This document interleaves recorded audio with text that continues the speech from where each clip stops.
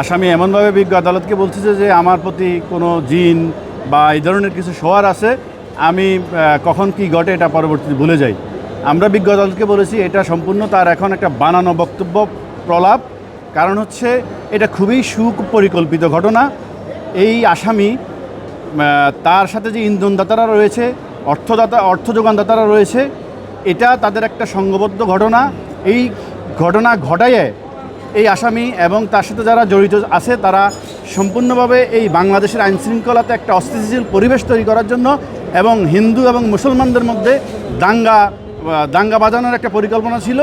আমরা বিজ্ঞ আদালতকে বলেছি মুসলমান ধর্ম, ইসলাম ধর্ম শান্তির ধর্ম, ধর্মবান মুসলমান এত বড় একটা ন্যাক্কারজনক ঘটনা ঘটে যাওয়ার পর আজও পর্যন্ত এটা আইনের প্রতি শ্রদ্ধাশীল রেখে এখন পর্যন্ত আইনগতভাবে আসামিকে সর্বোচ্চ শাস্তি দাবি আদায় করে আসতেছে। পদ্মা সেতু, মেট্রো রেল এবং এলিভেটেড এক্সপ্রেসওয়ে নির্মাণের গর্বিত অংশীদার বসুন্ধরা সিমেন্ট এবং দেশের আইন শৃঙ্খলা সুস্থ রাখার জন্য সর্বাত্মক সহযোগিতা চেষ্টা করে আসতেছে।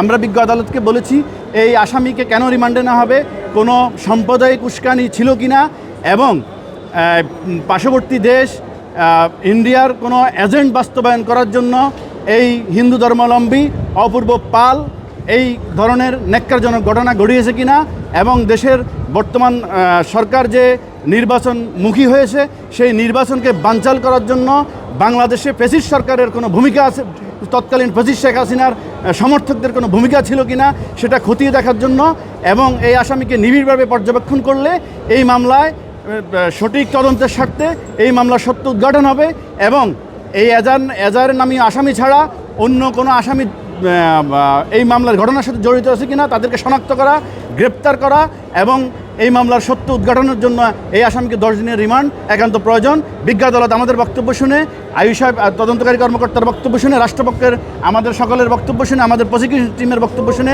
এই আসামিকে 5 দিনের রিমান্ড মঞ্জুর করেছে আজকে।